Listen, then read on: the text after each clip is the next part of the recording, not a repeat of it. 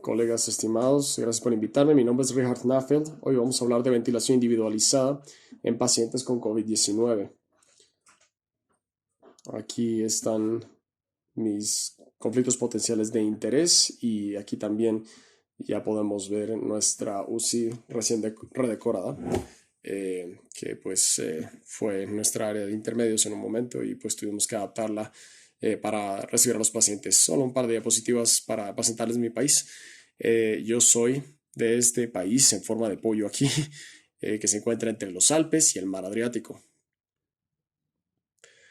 Es un país bastante pequeño, tiene un área de unos 20.000 kilómetros cuadrados y tiene un poco más de 2 millones de personas. Esta es la capital y nuestra clínica universitaria. Este es un edificio enorme de concreto erigido en los años 70. Esta es nuestra UCI y pues aquí podemos ver que se respira bien y pues aquí tenemos el interior, el diseño interior es de Stanley Kubrick. Eh, Tenemos casi 2.200 camas hospitalarias, tenemos apenas por debajo de 90 camas en UCI y con ventiladores administrados por la parte docente del hospital y tenemos 105 camas de alta dependencia. Ahora, por supuesto, con el COVID fuimos golpeados fuertemente como muchos otros países, así como verán en esta diapositiva.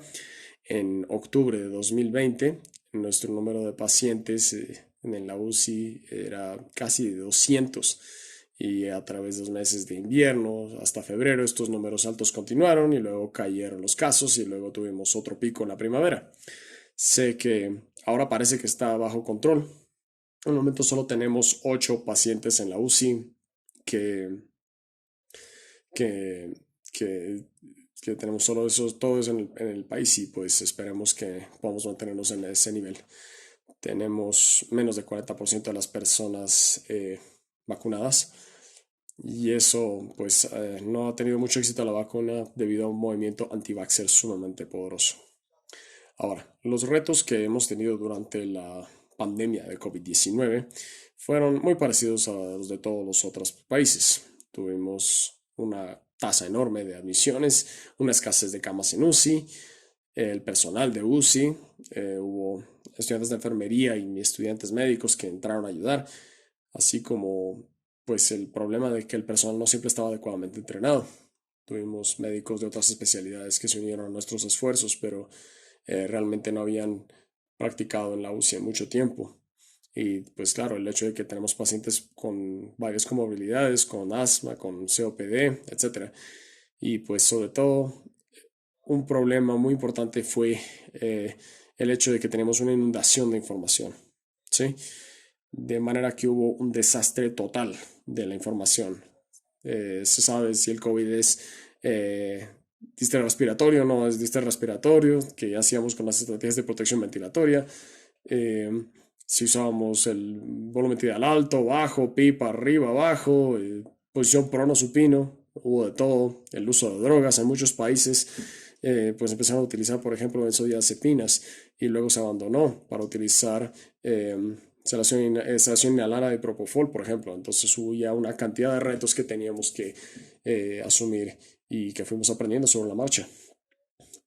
Como muchos de ustedes saben bien, la ventilación mecánica, realmente la pregunta, pues, aunque nos encanta hablar de eso y nos gusta estar por encima de este problema, esa no es la situación ahora. Eh, los datos muestran que apenas una muy pequeña fracción de pacientes con distintos respiratorios, de hecho, recibe lo que hoy llamamos eh, lo que se acepta como una ventilación mecánica de buena calidad, ¿no? O sea, hacemos a 6.000 litros por kilo de peso. Eh, y como ven, la mayoría de los pacientes quedan por fuera de este marco, ¿sí? Esto es de 2016, yo lo sé, pero no mucho se dice aquí de la presión de impulso, ¿sí? La ADP.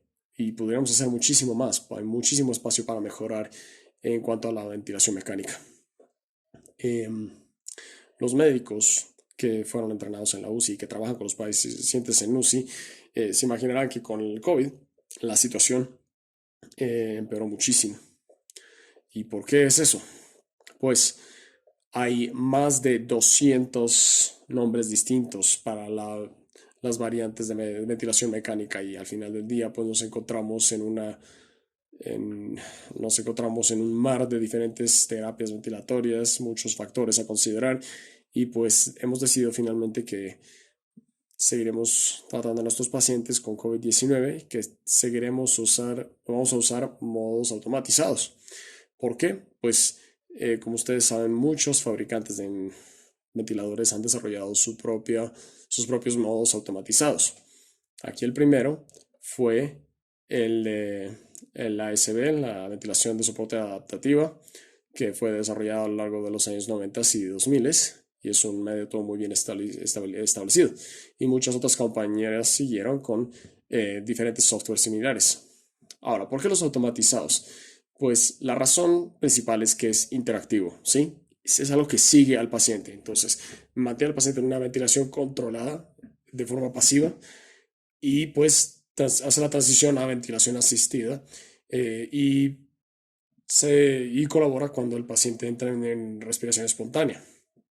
Entonces, se trata también de que se requiere la menor cantidad de entrenamiento posible necesaria para operarlos. Y pues también se necesita menos ajustes a lo largo del curso, ¿sí? Sabemos que pues eso también ayuda el desempeño de la máquina. Ahora, también sabemos que, por ejemplo, se puede utilizar PCB o el DuoPAP, ¿sí? Que esto da diferentes opciones de configuración que pueden ser ajustables. Por ejemplo, en la ASB se necesita básicamente un, una medida de oxígeno, pero como usted puede ver aquí, también lo que necesitamos está determinado por el, el volumen por minuto, el porcentaje de oxígeno y finalmente la presión respiratoria. Ahora, ¿por qué nos vamos entonces con la ASB? Pues detecta cambios automáticamente en el sistema respiratorio y en la mecánica del paciente, así como en la complianza y en la resistencia, y lo hace al hacer un análisis de respiración a respiración. También ayuda a cualquier esfuerzo adicional del paciente. Entonces, si es que el paciente trata de recuperar su respiración, la máquina de hecho lo va a asistir. Eso reduce el tiempo total de ventilación. Y también permite implementar estrategias protectoras del pulmón, como por ejemplo ajustes del volumen y así como el ajuste de la frecuencia respiratoria. Tenemos muy buena evidencia en cuanto al diste respiratorio de origen no cardíaco. Aquí hay una serie de estudios que podemos encontrar en cuanto a la comparación de los volúmenes tidales que se entregan al paciente en el ASD versus la ventilación por volumen clásica. Y aquí se observa que la ASB utilizaba volúmenes tidales más bajos. Y observamos también que los pacientes tratados con ASB y en falla respiratoria, de hecho, tuvieron más días sin utilizar el ventilador, de manera que se recuperaban antes. Sin embargo, no se sabe mucho acerca de esto. Eh, Al principio de la pandemia, si es que uno empieza con una búsqueda en Google, y esto es apenas algo que se hizo al principio del año, se encuentran publicaciones del 2020, por ejemplo, que digamos que no mucho se sabía acerca del COVID, el diste respiratorio y la utilización del ASB. Entonces, ¿cómo se utiliza el ASB en pacientes con COVID-19? Pues primero tenemos que meter algunos parámetros dentro del ventilador y hay que determinar tanto la talla y el género establecido del paciente, el género del nacimiento, porque conocemos que son datos importantes para tomar algunos parámetros. Entonces, no estimando, sino midiendo la talla del paciente, el ventilador de hecho es capaz de determinar el peso ideal y pues así determina el volumen tidal adecuado. Entonces, se observará aquí que pues tenemos que, tenemos que seguir ingresando información, el porcentaje de volumen, la presión. Por ejemplo, aquí está expresado como porcentaje, entonces queremos tener una ventilación al 100% de 120, o sea, 100 mililitros por kilo por minuto por kilo de peso.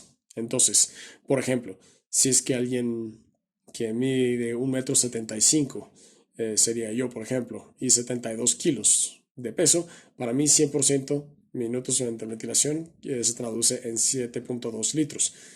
Y luego establecemos la presión positiva al fin de la expiración y ponemos esto al 100% de oxígeno.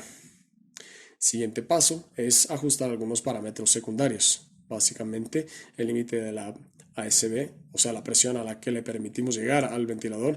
Hay que hay que tener en cuenta que estos son 5 centímetros por debajo del volumen determinado. Entonces, si ponemos ese volumen en 30, solo podemos llegar hasta una presión de 25 centímetros de agua por encima de la presión absoluta. Entonces, al manipular el volumen deseado por minuto y la PIP, tenemos que tener en cuenta que la presión inicial, la ADP, tendrá que monitorarse por catéter. Y pues esa presión debe estar por debajo de 10. Ahora, en el paciente con COVID-19, en el cual utilizamos ASB, se debe monitorar la PO2 y aquí tenemos la curva de flujo de PO2. Inflamos a un paciente desde 0 hasta 4 y tenemos a dos pacientes distintos aquí. El paciente 1 muestra que la inflación es bastante cómoda, tiene una curva cóncava y esta otra es convexa, de manera que la forma de este paciente es que esta es mucho más peligrosa que el segundo. Después se determina la diferencia entre volumen inspiratorio y expiratorio en ambos pulmones y pues la diferencia de este volumen está por encima de 5 centímetros. Entonces se determina que este paciente es más bien un reclutador y vemos que ese no es el caso acá. Entonces aquí vemos que valdrá la pena hacer una maniobra de reclutamiento, de manera que ponemos a los pacientes en este umbral de 40 centímetros durante un pequeño periodo de tiempo, quizá unos 5 a 10 segundos, y si es que empezamos a ganar más de 2 mililitros por kilo de peso, entonces esta maniobra de reclutamiento se considera exitosa y el paciente va a ganar algo de beneficio a partir de esta maniobra de reclutamiento. Entonces, ¿cómo lo hacemos en la práctica clínica? Pues ve usted aquí al paciente está siendo medido por la enfermera. Todo paciente tiene que ser medido y esto es algo que debe hacerse de forma recurrente, porque de nuevo, si no es así, no sabemos de hecho cuál es el peso ideal del paciente. Y después, cuando se empieza a utilizar el modo ASB, pues hay que ingresar la siguiente información. Primero ponemos la ventilación minuto deseada. Después hacemos un par de pruebas respiratorias, ¿sí? Unos retos de volumen tidal para determinar y se determina el peso ideal. Y así se determinará cuál es la compliancia y la resistencia, así como la constante respiratoria del paciente. Esto nos dará la constante de las mecánicas respiratorias del paciente. Después, el ventilador será capaz de hacer será capaz de recrear la hipérbole y pues aquí se determinará el valor de la frecuencia óptima, la cual se determina por la ecuación de Otis y Mead, así como el volumen tidal, de manera que la estrategia protectiva le dará que pues la volumen tidal que la presión de inicio estará entre 6 y 8 centímetros de agua. Y así se desarrolla una ventana de seguridad que les voy a mostrar en algunas diapositivas. De manera que con la siguiente respiración se hará un monitoreo en tiempo real para ver cómo está la mecánica respiratoria del paciente. Ahí se da presión para inflar los pulmones, determinar el volumen tidal y pues también hay que considerar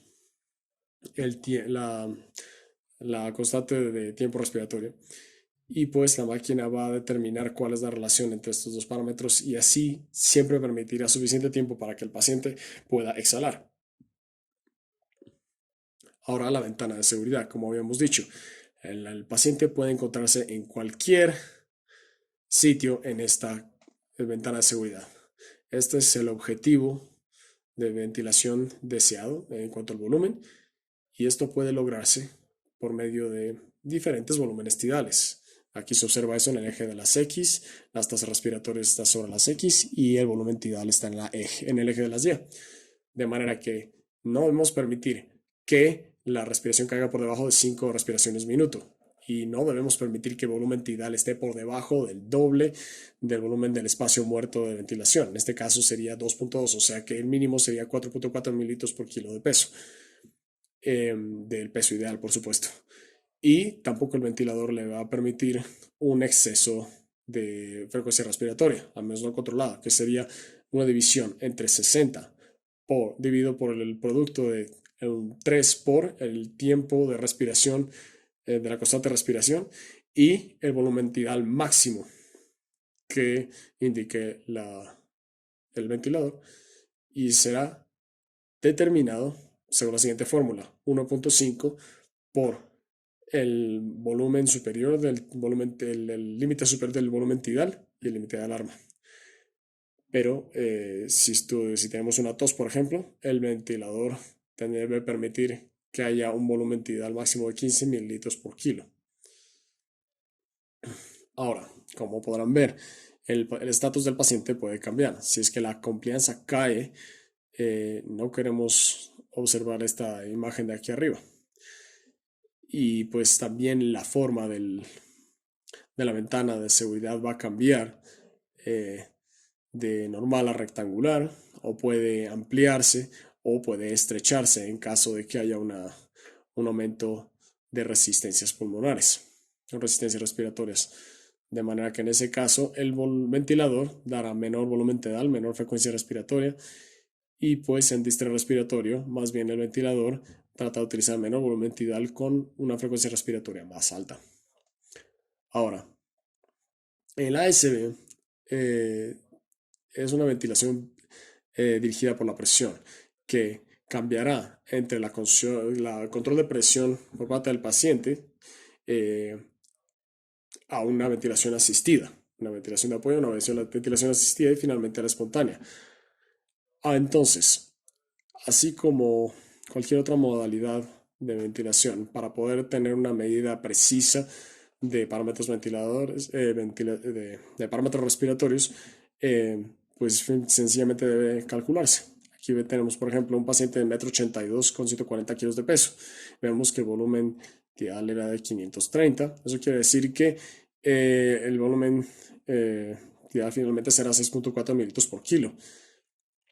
Vemos aquí que la meseta estará alrededor de casi 30, está por encima del volumen aceptado, pero de nuevo, como tenemos un paciente con COVID y se está midiendo con un catéter individualizado, y vemos que la presión transpulmonar y la expiración determinada durante el pulso respiratorio está alrededor de 12. Y pues la presión expiratoria está por encima de 3, de manera que la presión transpulmonar está alrededor de 9 centímetros de agua, de manera que se tuvo que poner en ventilación protectora. Ahora, a pesar de que la ventilación minuto estaba en 165% y con 12 respiraciones minuto, pues ciertamente no hubo atrapamiento de aire, como ustedes podrán observar aquí en la curva de exhalación. En ese momento estábamos utilizando el módulo ASB en pacientes con posición prona, y pues también durante la administración de sedación inhalada con gases. Vemos que estamos aquí utilizando óxido nítrico, y pues el paciente está siendo sedado con sevoflurane inhalado y pues con un sistema de monitoreo. Perdón, permítanme hacer un zoom aquí. Aquí vemos que tenemos 180% de volumen mínimo de ventilación. Tenemos al CO2 elevado a 200%, y vemos aquí que la entrega de ventilación sigue dando suficiente tiempo para que el paciente pueda exhalar. Y pues que no nos engañe, por favor, la presión alta, la presión transpulmonar alta. Esta presión transpulmonar estaba dentro de los límites de seguridad. El ASB también puede utilizarse en pacientes muy complicados. La mayoría de estos pacientes tenían un índice de masa corporal de casi 50 en un inicio. Aquí solo un pequeño zoom aquí, en el cual estamos agregando sevoflurane y óxido nítrico para entregar dentro del sistema. Y pues el sistema tiene que ser revisado de forma distal a los gases, de manera que los pacientes, como ven, estaban siendo sedados con sevoflurane y pues en un principio, cuando se determinaba si fueran respondedores o no, se utilizaba en un inicio solamente óxido nítrico.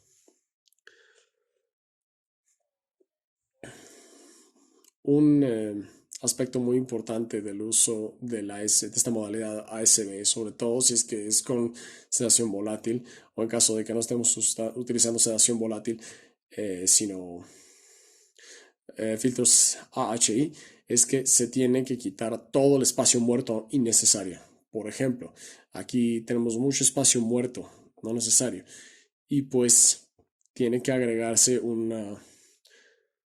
tiene que darse un 10 a 15% más de ventilación programada para compensar ese espacio muerto que se queda con los filtros. También reportamos nuestros primeros 25 pacientes, eh, alrededor de 90, en serio, de 90 pacientes de COVID que hemos tenido aquí en 2021. Vemos que en el día 1 básicamente eh, muchos se venían a nuestra UCI y había que cambiarlos a ASB. En promedio teníamos una ventilación de 170%. La PIP que estamos utilizando estaba en el rango más bien moderado, un rango moderado, y pues la FIO2 también estaba más bien alta. La complianza de los pacientes estaba más bien baja, presentándose más o menos en el área clásica de ventilación, y finalmente la tasa ventilatoria se creció considerablemente. Como pueden observar aquí también, el volumen tidal bajo realmente fue algo que se siguió de forma muy estricta, con una hipercapnia moderada, sin que esto fuera necesariamente un grave problema. Ahora,